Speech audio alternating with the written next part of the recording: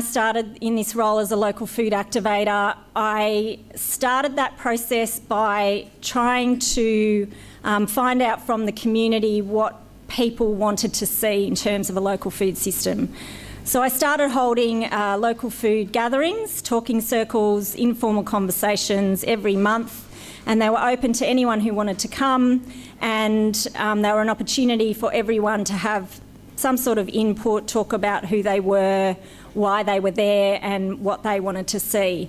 And someone touched on this earlier today, that very first local food gathering, there were the key people there actually who were still involved in the co-op quite heavily, and we were all there for different reasons. So one was a sixth generation wheat farmer.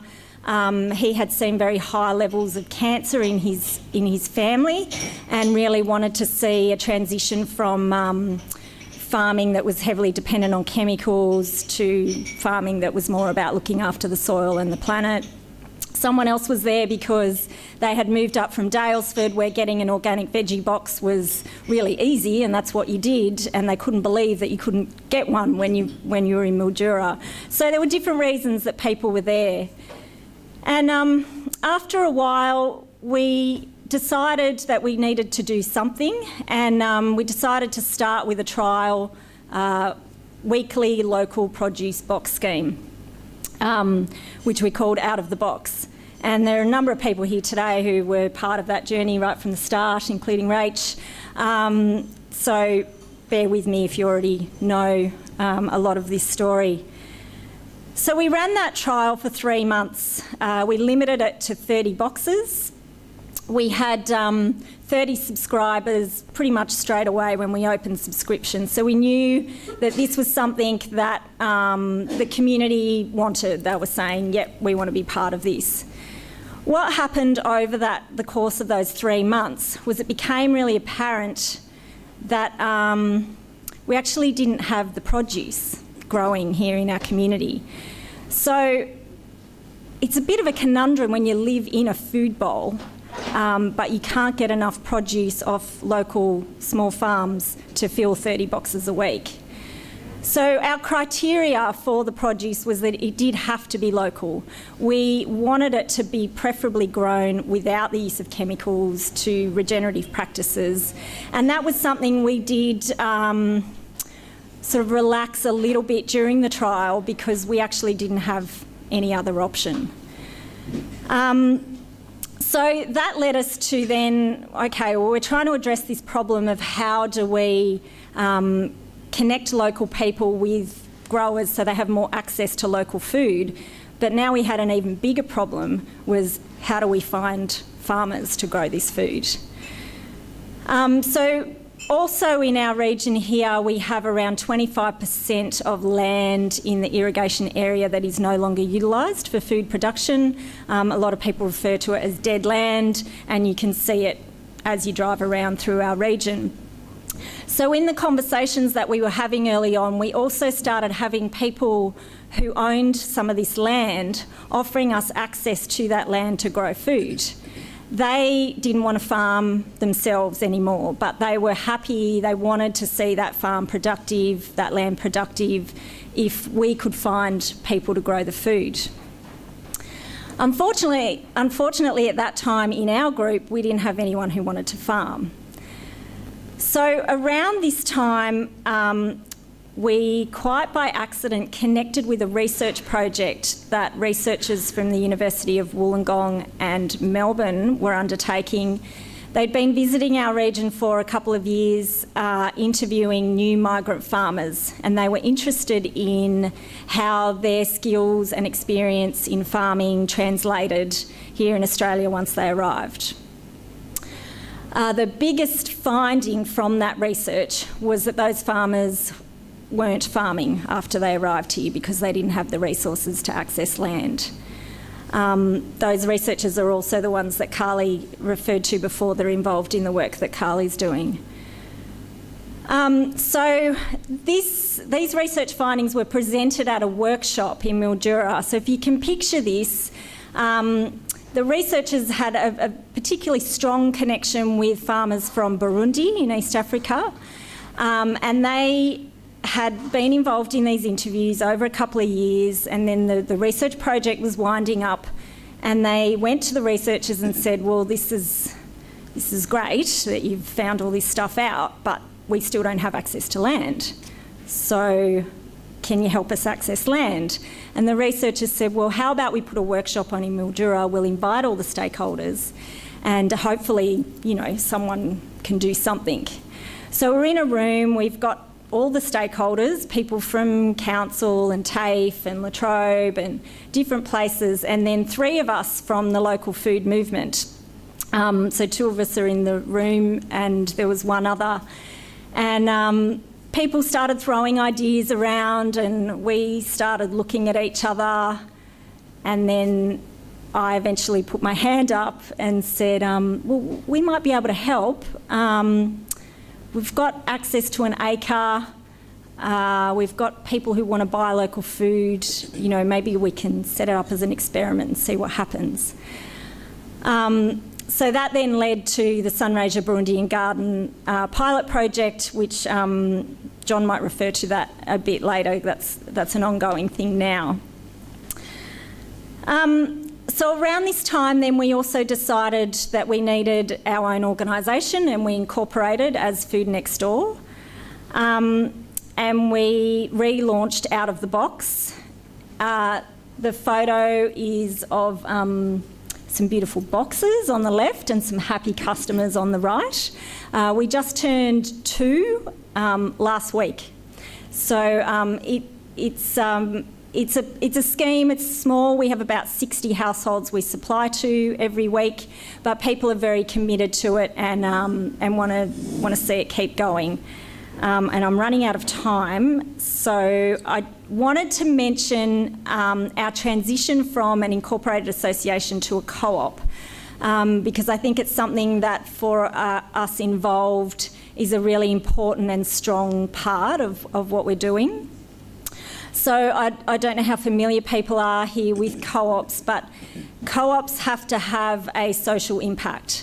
So whereas companies generally form to have some sort of economic impact, co-ops have to have social as well as economic impact. Our co-op also has a big focus on having an environmental impact by improving our soils. Co-ops are also member-owned. So we have around 90 members at the moment, and every one of those members has an equal vote when it comes to decision making, unlike companies where, you know, it's based on how many shares you hold is how much power, I guess, you have in decision making. So that's something that's really fundamental to the work that we're doing moving forward. So just looking into the future, there's a couple of our posters up down there on the wall if anyone wants to have a bit more of a look at those.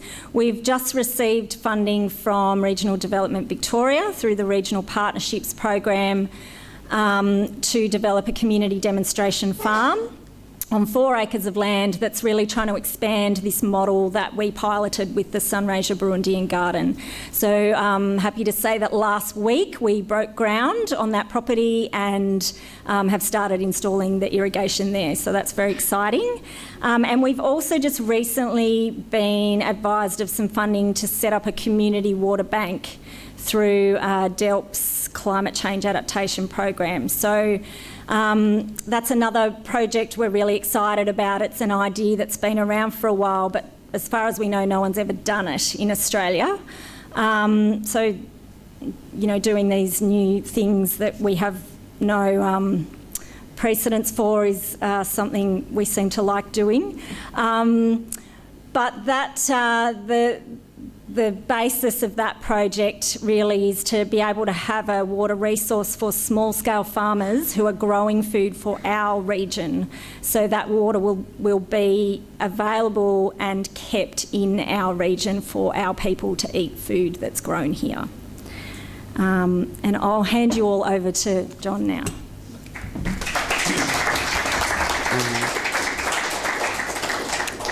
Can you press next?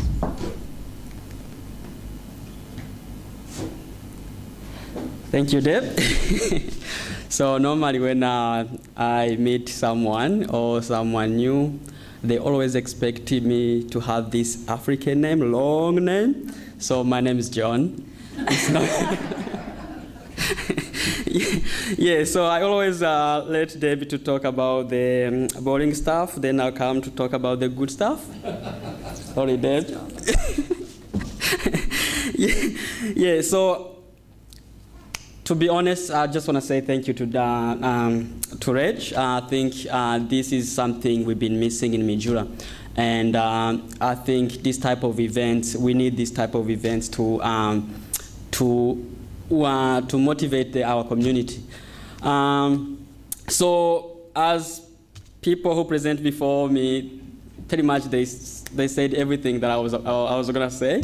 So I'll probably touch on a few things, probably close to what they said before, but everything that I was gonna say here has been presented. So one thing I can add to what people said before is that majority of our community members moved to Mildura from big cities. And people always ask why. Extra point to what other people said before is that people come to Mildura because they want a community. They want a place to call home. They want to form a sense of belonging. And they come here because they don't want to lose their skills, the knowledge they brought to this community, the knowledge they brought to this country. They just want a place, a safe place where they can express and share the knowledge they brought to this country. Others come here because they want to give back to this wonderful country. Majority of our people, before they come to Australia, they go through a lot. Some go through maybe more than 5 countries.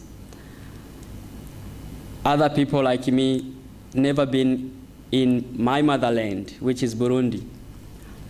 And when we come here, we want a place to call home. So when I arrived in Australia, I was in Wollongong with my sister and her family. My parents moved to America, and that was not by our choice. It was UNHCR's decision. So when people come to Australia or to Mildura, other extra difficulties they face include they found it very hard to connect. They found it hard to make friends. And so where does Food Next Door fit in all this? Look, by profession, I'm a social worker. I came here with no word in English when I came, but I managed to finish my Bachelor of Human Service and Master of Social Work. And thanks to the support from many people, including Food Next Door, I also managed to make my own family. So I'm a busy guy. I have 4 kids already. So yes. So what I learned from this process, our work with Food Next Door, is that if you really want to bring people together, food is the glue. And I got this word from our brother Ben. Yes. So food is a glue to everything. And throughout my studies, I was wondering, like, how am I going to help my community to create a sense of belonging in this community? How am I going to, all these theories that I'm learning, how am I going to put them in practice? How am I going to help my community? And Food Next Door has done this. second in charge after Deb. And what we are doing, we are making a difference in this community. And it's very moving when you have this group of people here who are doing amazing stuff to bring changes in this country. I always say that our generation is the luckiest generation in history because of the technology and other good stuff. However, the most important thing, the most beautiful thing is that today you don't have to go to China to taste the Chinese food. You don't have to go to Europe to taste European food. You don't have to go to Africa to taste the language of Africa and the dance. We are all here. And we should create a safe place where we can all share all these differences and this knowledge we brought to this country. So for me, Food Next Door is more than growing food. It's a community place. It's a family place. It's where people connect. So it's more than bringing food, or it's more than growing food. Thank you.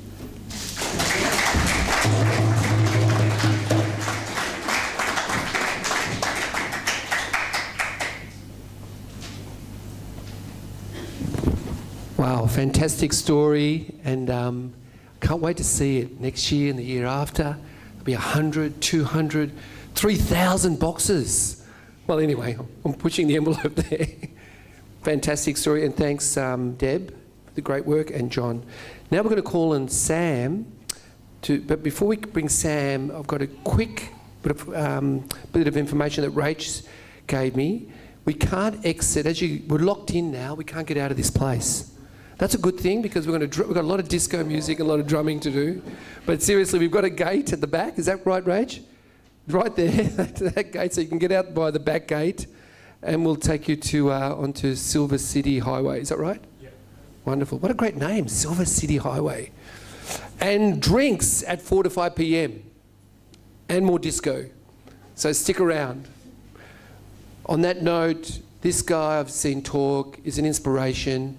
He's a matchmaker, but a matchmaker with a difference. And I'm going to let Sam tell you the story about what he's doing with farmers and young farmers for the future. Big hand for Sam. Well, thank you very much. I guess I am a matchmaker. I never set out to create the Tinder or e-farmony of farming.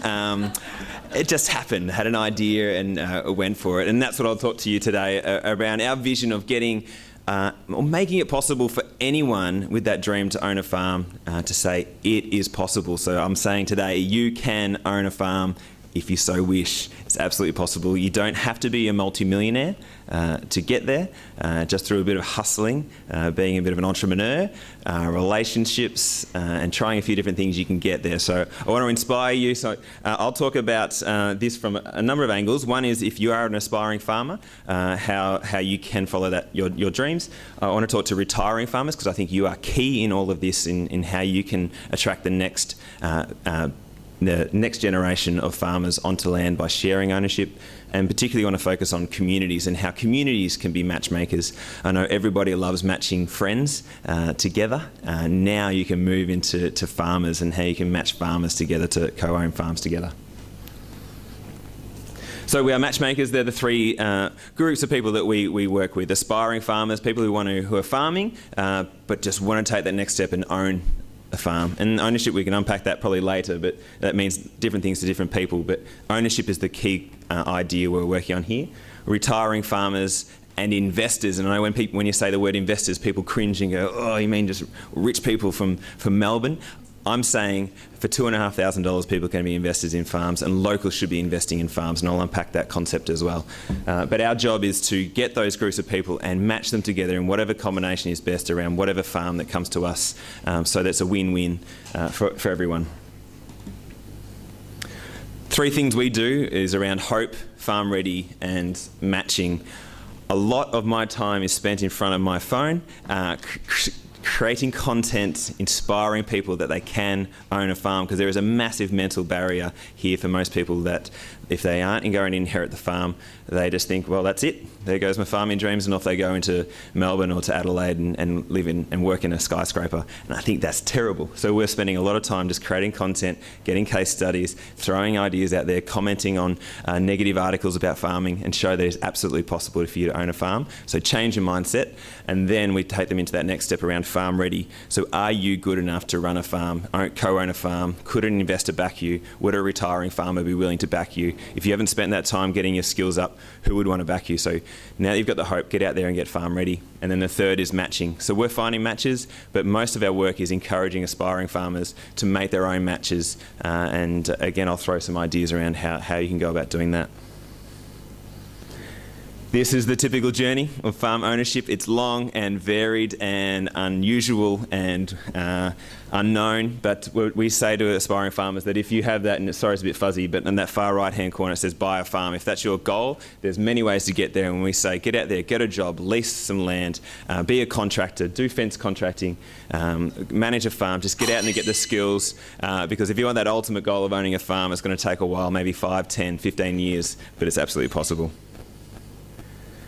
The lessons we have learned around these 3 areas of aspiring farmers is we did a very rough back-of-the-envelope calculation for an aspiring farmer to own their farm, and it's 32 years on the average wage to get debt to buy the average farm, and we think that's far too long. We want to cut that down to a few years. For retiring farmers, most farmers think that there are 3 options: that you die on the farm, you give it to your kid or your kids, or you sell it. And we're saying there's heaps more opportunities out there where you can stay on the farm, age on the farm, be part of your farm ongoing and share ownership and stay part of your community. For investors, there are lots of people with money who their biggest issue is they don't have time to pull together a farm investment opportunity, and they can't run the farm. So I'm saying to aspiring farmers, there is money everywhere. You just need to be showing you're good enough and get pitches to them so they can back you. And then for regional communities, often I hear people saying they don't realise that people even want to be farmers in their community, and they don't realise that these solutions around getting young people onto your farm, onto farms in your community, are absolutely in your hands. And again, I'll throw some ideas around that. So this is me around the age of 8, and I grew up near Pyramid Hill. I played footy against Pyramid Hill. I used to get nervous when they came up on the roster that we were playing against them. They were a great team, but we won in the under-17s grand final. No. Actually, we runner-up. But anyway, it was a great year when I was captain. Of Midiama was the town I played for. But at age 8, I was walking back from the dairy in central Victoria, and I looked up to Dad after we finished helping out. I don't think I was very useful at that age, but I said, Dad, when do I get the farm? And I'm one of 6 kids, and I'm the 5th, and that's my little brother there. And he just laughed straight away and said, you're not getting the farm. Mum and I are selling. How else are we going to retire? All the money's locked up in the land. So from age 8, or that moment there, my farming dreams are crushed, and straight away I started looking at other options in life, and that's what I did. I went and worked for the Victorian government for 12 years in Melbourne, and had this dream of never coming back to the regional areas, actually. If I couldn't own my farm, why would I go about following that dream? And it was probably about 10 or 12 years into working for the Victorian government in Melbourne that I caught up with a good mate of mine, Tim Hicks, who's a co-founder, and he said that he grew up in a farm, same situation, didn't get the farm, and he said, all I want to do is own a farm, but I don't have $5 million. Imagine if there was a business that bought farms for young people. And I went, wow, yes, where is that business? And I Googled, and there wasn't anything. And we still think what we're doing is very unique in the world. We didn't know what this meant either. We thought we had to get an Australian financial services licence, develop a fund, do all these things that we had no idea what to do. But we realised after a few years of talking to as many people as possible, this is all about relationships. And who knows why people want to farm or why people want to hand on their farm. We just want to match them together so they can get on and figure out an arrangement that's a win-win. This is our vision and mission, but our mission really is around breaking down mental barriers. I think that is the only thing stopping people. If you don't think you can own a farm, you're not going to spend the next 10 years hustling to find opportunities. And our vision is we think ownership is the key driver for next generation people onto farms. For some reason, people want to own farms, and that's the hope we're giving to people. You can own a farm, and if we can do that, we can meet our big vision, which is rejuvenating regional communities, which is what we want to do. We want the tennis clubs filled, the footy clubs filled. We want people back here enjoying and living their dreams. So now I'll run through examples from a retiring farmer point of view, aspiring farmer and community point of view, just throwing you out lots of ideas. And the gist of this really is, again, that it's absolutely possible to own a farm. And if you're fit into any of these categories, there are plenty of really practical, tactical things you can do to get young people onto farms and help retiring farmers step back. So one great case study of a match we've made is Judy and Charlie Hocking. Judy was my grade 3 teacher, and she was following my journey for many years. And one day, their work girl just left, and she was furious, and just like, she spent all these years trying to get him up to speed, and he just left one day, and her kids didn't want the farm. And Charlie and Judy, they just say, we're going to die here. We're going to die here. That's what's going to happen. We just want someone to love this farm as much as us, and we're happy to share ownership. And we promoted this, and within a week we found a farmer who she actually knew of, Charlie and her knew of, and now they're on this ownership journey of really cementing to make sure they like each other. But this young couple now are on their pathway to owning a $10 million farm over the next 10 to 20 years, which I think is ridiculous and really exciting. Just a recent one we did was a 1,000-acre share farm near Kyneton, which is where I live at the moment. And it's a good friend of mine owns the land, and he's known about Cultivate Farms for years, and I kept on telling him I can find him great farmers, and he never believed me. And then one day I just sent him a database of farmers, and he said, this is ridiculous, this is amazing, look at all these farmers out there. And I found him a red hot gun farmer, and now they're doing a 50-50 share farm arrangement with sheep on their property. So the arrangements, and I'll talk about arrangements as well, the arrangements we don't care about, we're just about finding the values aligned people to get on and find an arrangement that's a win-win. We have 26 farms on our database right now across Australia with retiring farmers who are wanting to share ownership, and we're going on that journey with each of those farmers. We'll probably get another 20 that we're talking to. I talk to probably 3 or 4 retiring farmers a week and just get them to pour out why they want to share ownership of their farm and help them figure out who they want to farm with and what type of person that is and what they want for their farm and their farming vision. But it's really heartening to know that there are farmers out there, and this isn't for everybody. Some people just want to sell and walk away, but they're out there, and they're the case studies. We want to keep getting to inspire more people that you can share ownership of your farm and you can bring young people back to your communities. We have questions that you probably can't read them, but we don't care what your vision is for the farm. If you're willing to share ownership, it's up to you to say how you want the farm to be managed, how long you want to stay around, how much money you need out, or how much you want to make from it ongoing. Again, we don't care. Our aim is just to get that out of you as a retiring farmer so that you can make the best decision about being matched with the right farmer or couple or whoever it might be. So from an aspiring farmer's point of view, this, I think, is amazing. I get excited by our own work a lot. But this we say is a world first, and no one's corrected us yet. And I'm happy for you to Google as much as you can to see if we're overclaiming. But we ran in late 2017 a farmer incubator program, and we're running another one again next year, where we had an investor who's been a great supporter of ours say, all right, bring me a farmer, I'll back them. And so we figured out what this could be. So we got 13 farmers from across Australia to pitch. We made a pitching template, and they did their financials, and then one day before Christmas we sat down and went through every one of those farmer pitches, and the investor said, all right, which one? And we picked Claire and Mark Coates, who have a free-range pig farm, and they were leasing at the time. And they got to know this investor over 6 months, again, relationship-based, and they liked each other, and they said, let's do a deal. And they spent a couple of months again trying to figure out what a deal is, but now they've been on that farm for over 12 months. The investor bought the land, invested into the business, and the young farmer had the aim to buy out half of the land back off the investor, and then they'll go again and again and again as big as they want. So it's been an amazing process, and for us to be able to say there are investors out there and promote it, I think, well, I'm hopeful that there are young people out there or anyone with a dream to farm realising, oh, maybe it is possible. And we want people to go through this process of proving you're good enough. Put a pitch out there. You can't get a farm if you're sitting at home sooking that no one wants to back you. Get out there and pull a proposal together, and let's get you on your farm. And we've got about 1,000 aspiring farmers on our database, which is growing daily. These people who want to own a farm, and we're helping each of them just to think through what that means and what that pathway is. But most of what we're doing is encouraging them to get out there and find their own deals. Get a little black book of retirement age farmers in your community and understand where each of those farmers are at, and build meaningful relationships so that hopefully one farmer one day says to them, "You're a gun. I love what you're doing. You align with my values. what can we do here? What deal can we make here? And get that conversation going. But again, if you're an aspiring farmer and you're not out there hustling, showing you're the best, building relationships, showing value, building fences for free for retirement age farmers, these opportunities can't come to you. This is just like being an entrepreneur. This is how I started Cultivate Farms. No one told me I could do this. Just get out there and be annoying, and eventually doors open.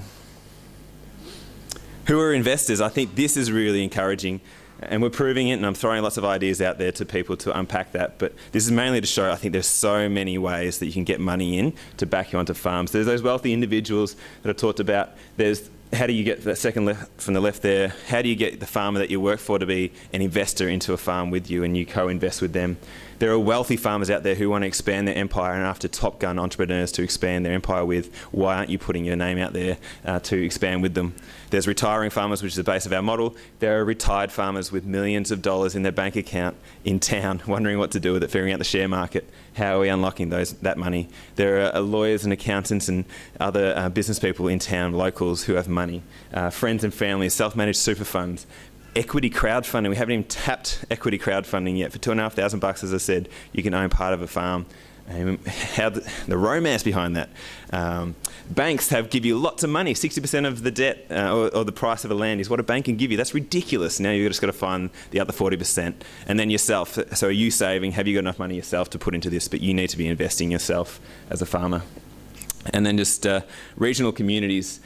I really do think, and we have a project focused around Mildura for the next couple of years, in Campaspe and Towong in the northeast Victoria, to go to communities and get to understand them and say to them, the ball is in your court. You know every single farmer in your community. You know, understand what their situation is. You understand who's going to sell, who doesn't really want to sell, who needs someone to be matched with, and you can play the matchmaker role. And this is our job over the next 2 years, to figure out how to encourage people to think like that, and so we can get more and more of these case studies and more of these conversations going, and normalise the discussion about sharing ownership of a farm, because we do know sharing ownership when you've had the farm for 6 generations is a really, really tough thing to think about.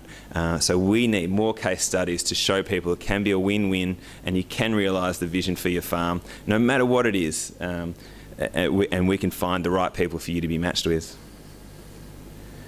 Some other ideas we want to promote and hope that people start picking up, but Farm Shark Tank, so using our investor program, but doing it in a town hall way, where you could have 2 or 3 retirement age farms, and then we put a call out across Australia. In 6 months' time, you have 10 people pitching to co-own farms with those retirement age farmers, and use it as a media stunt to show that this community is open for farmers, and make some really great arrangements happen. Locals investing together, and it's example, I guess, of this town hall, which I've seen, and Stephen Fisher is the gentleman who pulled this together, but he's a dairy farmer in Tassie, and he's won lots of awards as a share farmer, and eventually got his own farm. But he saw that same issue, that there wasn't as many young people coming into owning farms, and so he found a builder who he thought was a gun, and he went to his community in a town hall meeting, and he said, here's the farm, I'm going to oversee this farm, this person's going to run it, I would need, I think it was something $800,000 or $1 million who's in, and that night he had 4 $200,000 investors to invest in that farm, and it's taken off. And again, unless you're out there asking and you get the right people around you, who knows what can happen with these arrangements. A community farm fund. I've been hassling Bendigo Bank and Rural Bank and anyone else who had talked to me about this concept of how do you create a fund where a community can pour in $5,000 of their own money, or $10,000, $100,000, whatever it is, with the sole aim of leveraging or attracting a young family into ownership in your community. We did it for banks, when banks were leaving community members invested into the bank, providing debt for houses or whatever. But how do we get a similar sort of vehicle focused on bringing the full forward back and the goalkeeper into the community? And that's it. I realised I've gone quicker than 20 minutes, which is a great thing. But the main gist of this is, it is absolutely possible, and I do spend a lot of my time saying that because a lot of people just don't believe me, but our goal is to get these case studies out there that you can own your farm, that through hard work, through being a bit creative, you can get onto your dream farm, and we want the best onto farms across the country and in this community, no doubt. So I'm happy to chat at any time with anyone around how you do this and get some more of these great examples going. But thank you very much, and thanks again to Rach and the council. Fantastic. Thanks, Sam. Amazing as usual, inspiring and legendary. This is the stuff of the future, huh? And now. So let's start mobilising this stuff. Amazing. So we're getting to the end. I want you to reflect on, before we finish, we've had a huge day today with great speakers. If you had one takeout for yourself, what would it be, you know? Just think about that for a moment. From the morning speakers to the afternoon, what have those been, those pearls? And we can capture those. So I'm going to get you to write that down after the next speaker. But it's a great segue. Where's Tammy? Tammy Jonas? Come on down. Big hand for Tammy. She's the president of the Australian Food Sovereignty Alliance and loving the work that you're doing, connecting farmers to eaters. Tell us that story. Thank you. Thanks. It's good to be here, and thanks, Rach, for having me. I don't have a PowerPoint, so I'm going to have to be descriptive with my words. I like to start by saying I'm a former vegetarian academic turned pig farming butcher, because I think that gives you a little context. I have a complicated but logical history, actually. I'm from Jonah Farms down in Central Highlands of Victoria, and we have pastured pigs and cattle and a small commercial crop of garlic. We've only been going 8 years. And we came to the land because as a former vegetarian, and also as a former daughter of a cattle rancher in Oregon, I wanted to be on land, but I wanted to grow food that was going to be better for people and for animals and for the planet. So we heard Joel Salatin. How many of you have heard of Joel Salatin, the kind of rock star? If you can have a rock star farmer, Joel Salatin is a rock star farmer from Polyface Farms in America. We'd heard him give a talk about how you could farm and actually make a living and contribute to a better world rather than what everybody's telling us industrial farming is doing to the world at the moment. And so we thought, great, that's how we'll make our move to the country, we'll be farmers. Because before that, everybody said, I take Sam's point, you should want to be a farmer, but everybody says you can't make money at it. And the small-scale farming movement is telling a different story, how you can. You can actually make a living, and an honest and good one, feeding people nutritious food in your local communities. So we didn't have $10 million, we had $470,000. And so we bought our farm at 69 acres, very small scale. In this country, of course, people think you can't make a living on less than 100 acres. And even that's a hobbyist. Our farm is our income is entirely derived from our farm. In 2011, we arrived. By 2013, we were crowdfunding for a boning room. So we discovered, like anyone who's trying to sell directly, that the problem of having your animals butchered and selling directly is a problem of reliability, quality of small goods, a whole bunch of issues around that. So as a former vegetarian, what did? I retrained as a butcher. That's the obvious thing to do, isn't it? I remember the first time going into the butcher who taught me, and he said, you know, I need a cut sheet. And I'm like, I mean, don't you do that? I don't know what cuts there are on a pig. I know there's bacon, and now 8 years later, I can tell you every single bit of a pig. In fact, I could tell you a lot more than I ever thought I could. While doing that, we crowdfunded for our boning room, and we raised $30,000. My husband built it out of a shipping container. The next year, we went back and crowdfunded again. We raised nearly $35,000, and we built a commercial kitchen and a curing room.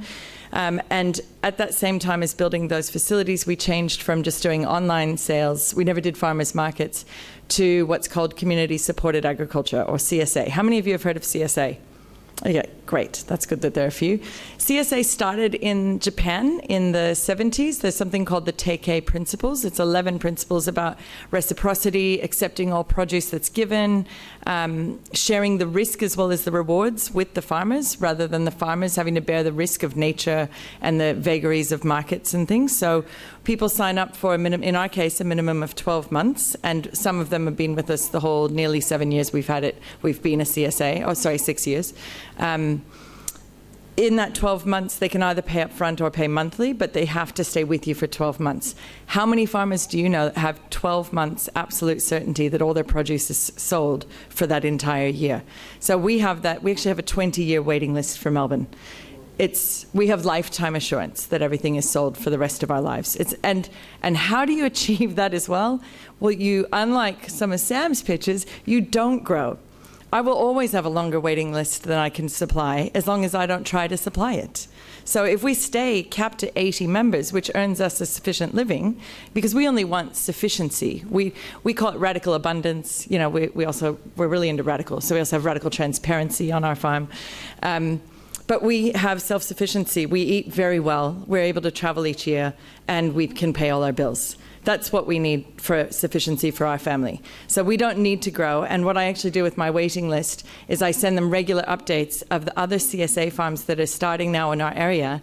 I send them saying they're looking for members. So you can get the same kind of quality pastured pork from them. You can get lamb from them. You can get beef from them.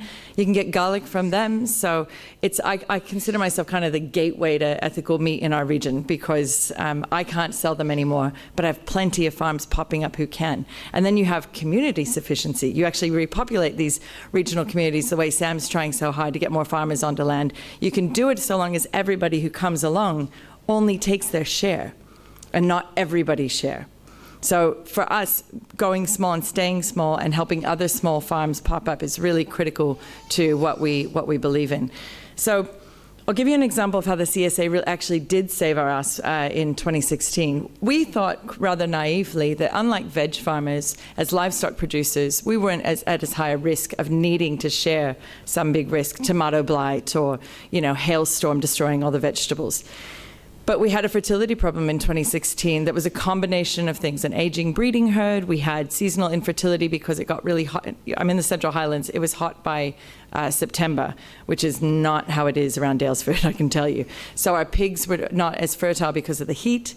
Some of them were also overweight. We actually feed all our animals on waste stream feed. We don't buy any commodity grain. And Stuart had not managed that quite according to plan that year.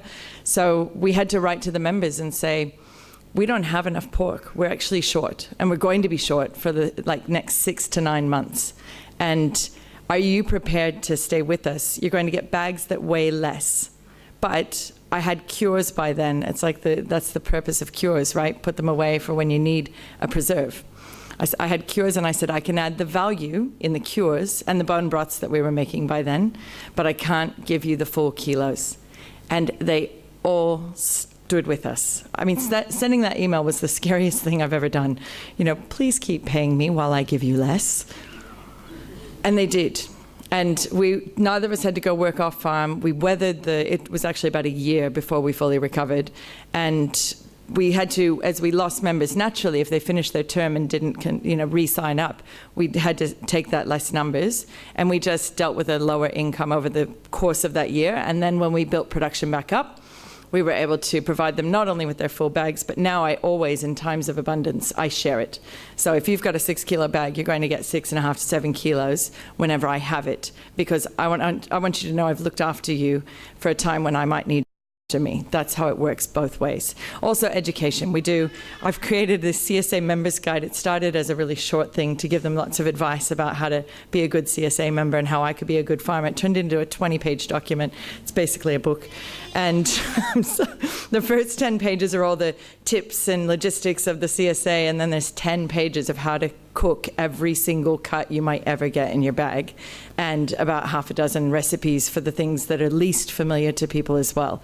So it's one of the TK principles, is the commitment to constant education of the community, and we take that really seriously. And we have the CSA members up for an open day every year, and at that open day, we not only, it's a potluck, everybody shares their abundance, but we also share recipes. They talk about the things they're struggling with. They're like, I just don't know what to do with the hocks.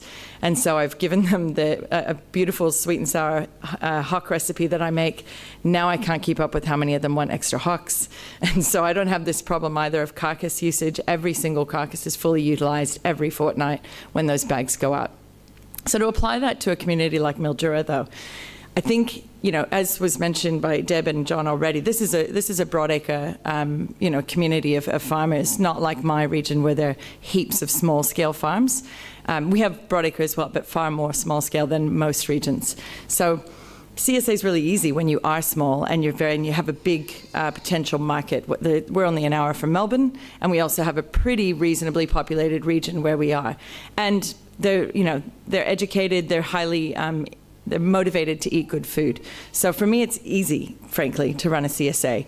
In a community where your food has been traditionally going out in the commodity chains, changing that is really a much harder task, I think. And for those farmers to exit those commodity chains is a harder task. When you're growing those kind of volumes, you can't be a CSA for your, the many thousands of tons that you're exporting. That's why I think like the food next door or out of the box originally is such an exciting model of how to take some of that food back from those commodity chains and keep it in the community and work with the farmers. That's one way to do it. But there's another farmer down near us who has taken over an organic orchard, and it was almost entirely wholesale and a little bit of farmers markets because that's where they had a higher margin.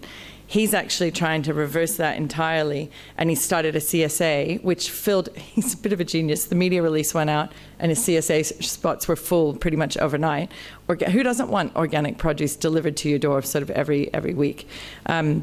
Especially fruit. So he's now increasing the proportion of the CSA so that he can grow less, because in the changing climate, he's not going to be able to keep watering as many trees as he has. And he doesn't want to take that wholesale margin. He wants the full retail margin. So by reducing how much he grows and charging the full dollar of what it costs him to produce it, he's going to be able to maintain that farm and actually work less for more, in theory. So I think in the commodity scale, that's actually... There are ways. It's a long transition. These things are not overnight sort of transitions.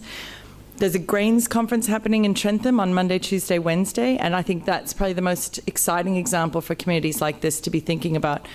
There are grain farmers. Obviously, this is a broadacre crop that's always been in commodity chains in this country, and they're buying mills and milling on the farm. And there's Woodstock Farm where they've bought a mill. The second generation now are milling it and selling the flour directly to bakers and households. And they're experimenting with heritage grains. They got them from the gene bank. And they're showing how we can relocalize grain economies, which is like the last frontier, right? In a way, you think pastured pigs and poultry is, where it's easier because it's been going on for longer. But those were commodity foods as well.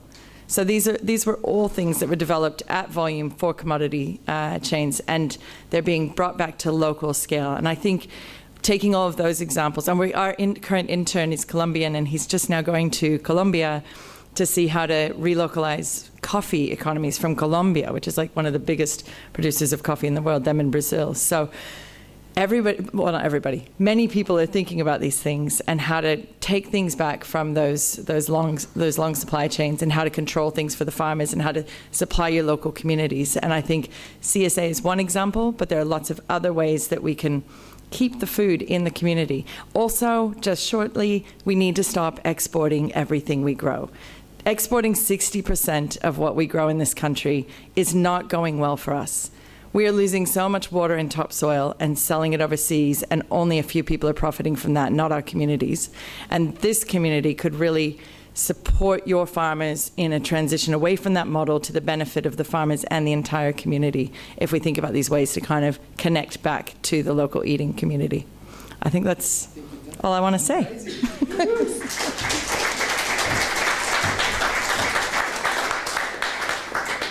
Wow, amazing. How about a big hand for the speakers again?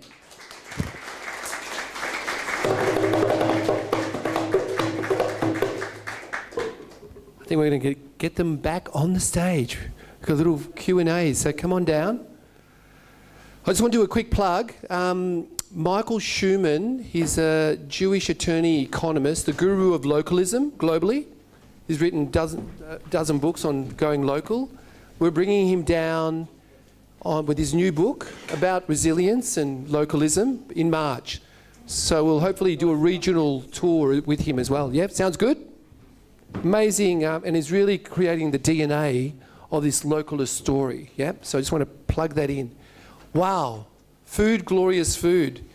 Amazing questions that have been asked here. How do you sustain your energy as innovators and entrepreneurs?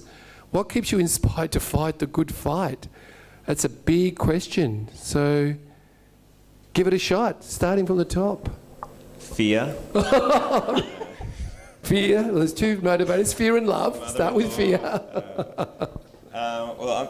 It was interesting hearing Deb say she quit her well-paid job, and that's what I did as well to start this. But I don't know, it's this passion to want to do something interesting and novel, and probably because I thought the only way I can make an impact on the world was to go work for government.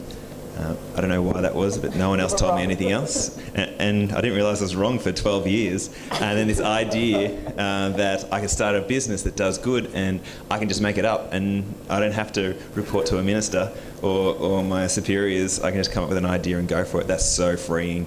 So I'm always encouraging people I talk to, just follow and create your own idea and go for it. So if you've got that passion for it, but it is definitely more stressful trying to make your own money than working for somebody. So it's fear drives you, but also that passion to do something, I guess, gets me up. John, just quick, maybe 30 seconds each. Yeah, it's the same. I think for me, it's always about giving back, and also I think it's the love of the people I have. So I think that keeps me push me a lot to keep doing what I do. Yeah, beautiful. Thank you. I've got the loud one. Because it's bigger than me, I guess. So I have people from all different angles with problems that they want help sorting out. So I think it's being in a position where you can maybe enable something that helps people. Fantastic, please. I mean, I eat really well. I think that's how I sustain my energy. Beautiful. That's a good point. It's a really big part of it. Good self-care. Eat well. And what inspires you to fight the good fight? It's every small win, even when they're tiny, even when it's just acknowledgement that the fight is worthy. Or when we won the planning reforms in Victoria for pastured pig and poultry, wins definitely keep you inspired. But also every time I look at mine or anybody else's children, that keeps me inspired. Beautiful. We're just sending a little bit of a sticky note there. Grab one or two. Just write down what your big takeouts are. Yep. And what could we do better? And what how are we going to continue this movement? Yeah. Some ideas. So keep it on. Okay. What do you see as the biggest sticking point in the current food system that needs to change most urgently in 10 seconds? Wow. It's a big question. We could have a whole day with this one. It's a big elephant in the room. What do you see as the biggest sticking point in our current food system that needs to change most urgently? Yep, go for it. It's obviously the collusion between government and corporations. Yes. That's the biggest sticking point. And what do we need to do? We need to collectivise. And we like to say, we have the numbers, they have the money, but we have the numbers. But it's absolute rubbish. We do not have the numbers unless people actually collectivise. If we're just a bunch of atomised people wandering around complaining at the goddamn pub, we do not have the numbers. So collectivise, that's the answer. Collectivise, guys, and mobilise. Greta's doing it. I think if everyone started seeking out local food, it would change a lot. Yeah, conscious consumption. Ethical and conscious consumption, yeah. Yeah, support local farmers. I think it's another way. Beautiful.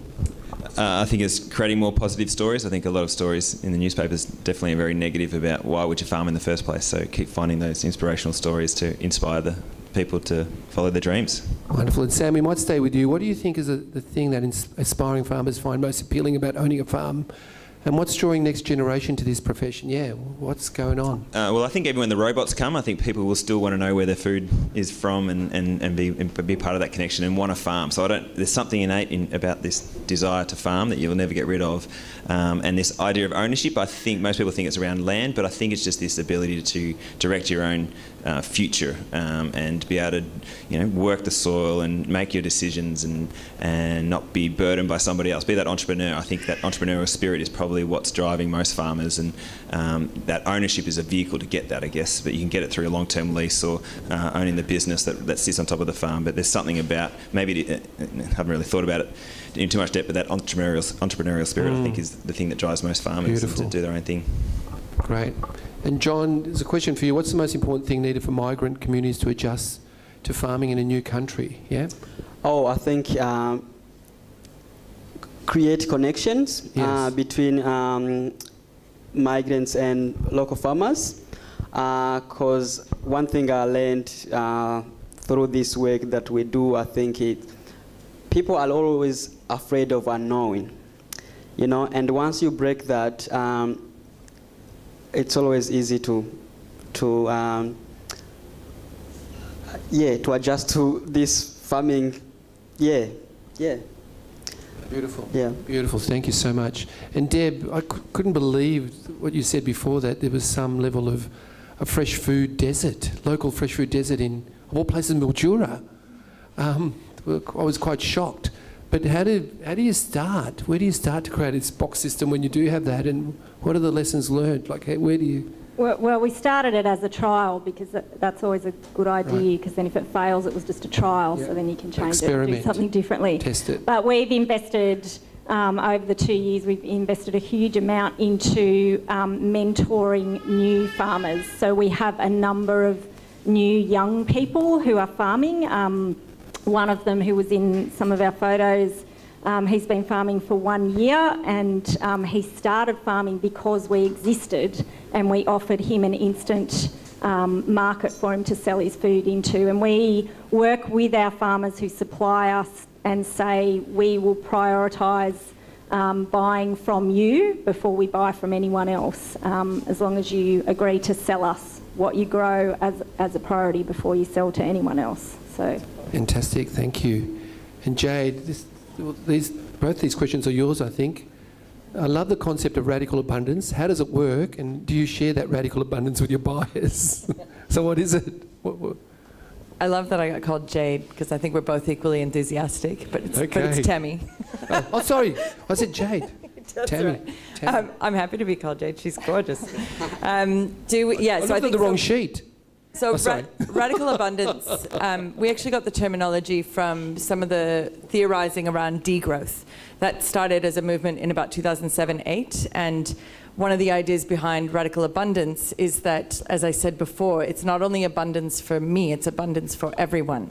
So that's what's radical about it. We're not only seeking it for ourselves. So that answers the second question. Of course we share the abundance with others, and that's not only in the adding extra things to the bags when there is abundance. It's things like every time I come up with a new fermented vegetable recipe, I share it with the members. You know, it's I know when their kids' birthdays are, or when they've had a new baby and they get a ribeye. You know, it's the, and with a little congratulations or happy birthday or whatever it is. Or if something sad happens as well, you know, you feed them, you look after people to celebrate and commiserate. So absolutely we share the abundance. Well, I'm going to start reading up on some of that radical abundance. It feels like common sense from the heart too, doesn't it? You know, it's something we've probably done for many millennials. So we've come to the end, and I just want to say thank you for inspiring us around a new food story that is based on walking lightly on the planet and the earth, and that radical abundance too. So we're yearning for that new story. So I think today, I'm just going to pass it back to you folks. What were your takeouts? What was important? And thank you for staying right to the end. We lost a few, but I think these community gatherings are so important because we start to create a new language around localism, food, gifting, abundance, that needs some, meat around it, if I can say that, yeah? And policies and then that collectivism. Numbers are going to mean a lot in the future. So what did you take out today? Let's start. What did you write down? Because you're going to put that on that little board. So next year we want another event like this. Go.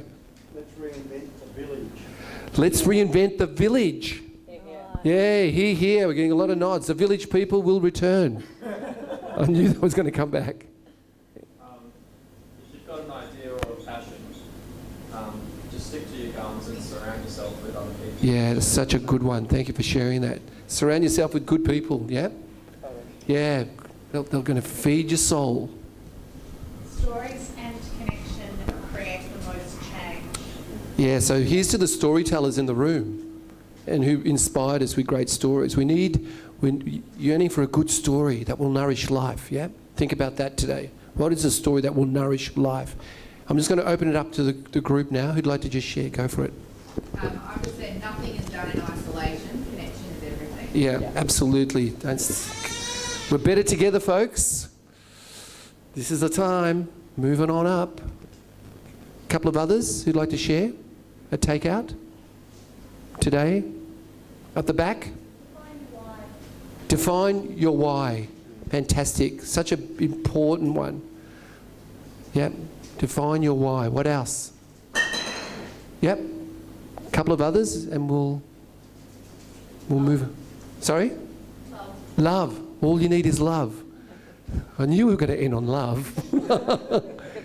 It's a good place to end. So how was this day for everyone?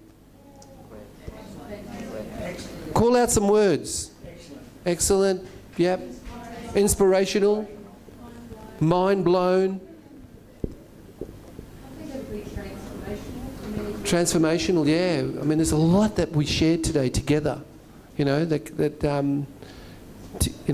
many strings to these stories, and they're all radically. That little game we played, yeah, that systems game, it's all radically interconnected. You know, so on that note, I just want to say thank you to this extraordinary human being on my left, Rach. How about a big hand for Rach?